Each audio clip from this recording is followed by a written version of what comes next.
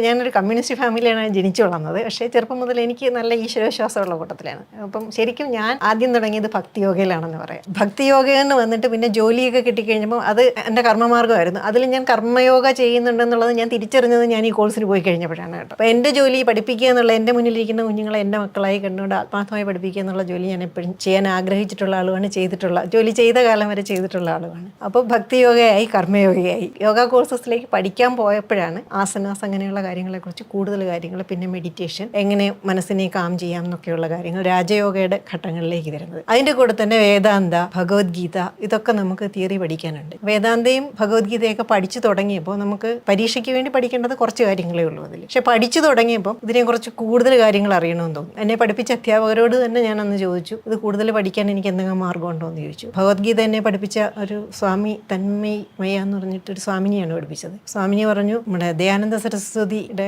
ആശ്രമം ഉണ്ടല്ലോ ഋഷികേശിൽ, അപ്പം അവിടുത്തെ ഒരു കൂട്ടം അധ്യാപകർ ചേർന്നിട്ട് ഓൺലൈനിൽ സൗജന്യമായിട്ട് ഭഗവത്ഗീത ക്ലാസ്സുകളും അതുപോലെ തന്നെ വേദാന്തത്തിൽ നമ്മൾ ഉപനിഷത്തൊക്കെ പഠിക്കുന്നതിന് മുമ്പ് പഠിക്കേണ്ട കുറച്ച് പ്രകരണ ഗ്രന്ഥങ്ങളുണ്ട്, ഇതിൻ്റെ ക്ലാസ്സും ഒക്കെ എടുക്കുന്നുണ്ട്. വേണമെങ്കിൽ ആ ഗ്രൂപ്പിൽ ജോയിൻ ചെയ്യാം, ഞാൻ നമ്പർ തരാം. ശിഷ്യർ തന്നെ പഠിക്കണം എന്ന് വെച്ചാൽ സാധകൻ ആവശ്യപ്പെടണം, എനിക്കത് പഠിക്കണം, എന്നെ ആ ഗ്രൂപ്പിലേക്ക് ആഡ് ചെയ്യണം. അതുകൊണ്ട് സ്വന്തമായിട്ട് ആവശ്യപ്പെട്ടാലേ ആ ഗ്രൂപ്പിലേക്ക് ആഡ് ചെയ്യുള്ളൂ, ഞാൻ നമ്പർ തരാമെന്ന് പറഞ്ഞു. അങ്ങനെ ഞാൻ അവർക്ക് മെസ്സേജ് അയച്ചു, ആ ഗ്രൂപ്പുകളിൽ ആഡായി. ഇപ്പം ആത്മബോധയും തത്വബോധയും പ്രകരണ ഗ്രന്ഥങ്ങൾ അവരുടെ കൂടെ കംപ്ലീറ്റ് ചെയ്തു. പിന്നെ തിങ്കളും വ്യാഴവും വൈകുന്നേരങ്ങളിൽ എല്ലാ ദിവസവും ഭഗവത്ഗീത ചാൻഡിങ് പഠിപ്പിക്കുന്നുണ്ട്. അങ്ങനെയുള്ള ആ പഠനങ്ങൾ ഇതിൻ്റെ കൂടെ തുടർന്ന് പോകുന്നുണ്ട്.